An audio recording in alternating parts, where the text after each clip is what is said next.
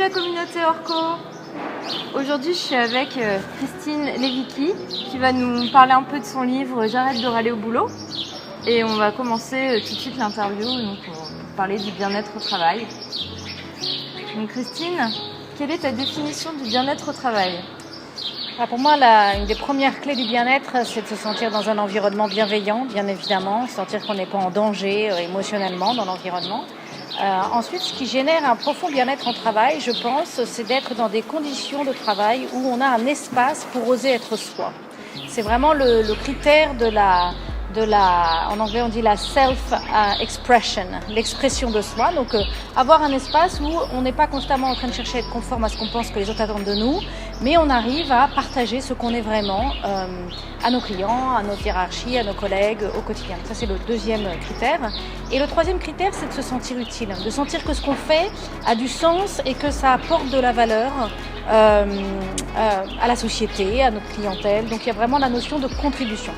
Donc bienveillance, sécurité émotionnelle, ensuite expression de soi et contribution.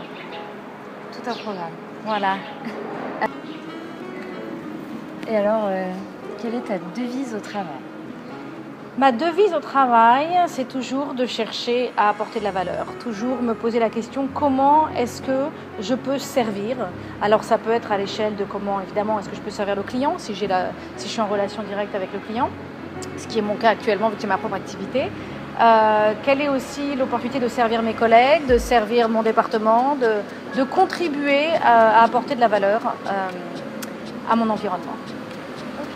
Et alors, est-ce que tu as une ressource capitale pour améliorer le travail à nous conseiller ? Alors en fait, j'ai créé une ressource. Est-ce que c'est une ressource capitale ? Ça sera au lecteur de le décider, mais j'ai écrit le livre « J'arrête de râler au boulot ». Finalement, on passe notre vie au boulot.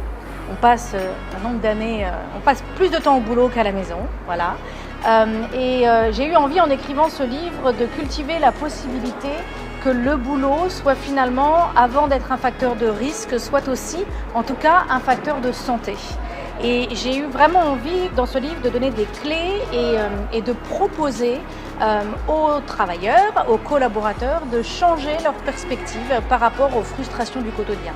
Alors on commence le livre vraiment avec l'idée qu'il y a plein de raisons de râler au boulot, on est bien d'accord, on manque de reconnaissance, on a toujours trop de boulot, ça change tout le temps, on ne comprend pas toujours les décisions qui sont prises. Donc oui, il y a des tonnes de raisons de râler au boulot et en même temps on y passe notre vie. Ça peut être intéressant de chercher à changer sa perspective pour que ça se passe mieux pour soi. Donc une expérience significative au travail à partager avec nous. Alors moi, donc, je suis à la tête de ma petite entreprise, j'ai une petite équipe et évidemment, j'ai toujours à cœur d'appliquer ce que je prêche. En anglais, on dit « walk the talk ».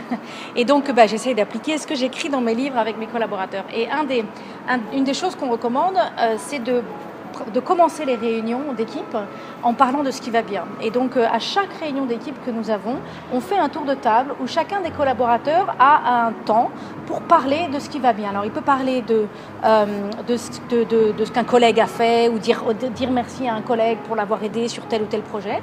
Et aussi, la personne peut dire, moi, j'ai fini ce dossier et j'en suis fière, je suis contente.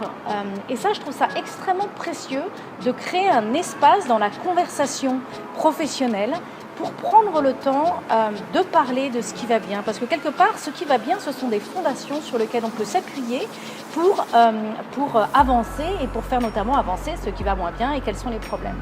Voilà. Et donc finalement, comment ça va au boulot ? Au boulot, ça va plutôt bien.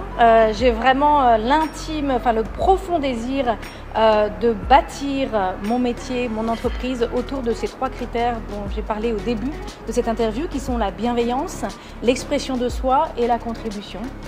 Et ça me réussit plutôt bien. Top. Merci Christine. C'est bon ? Et donc, on se retrouvera bientôt pour une autre vidéo.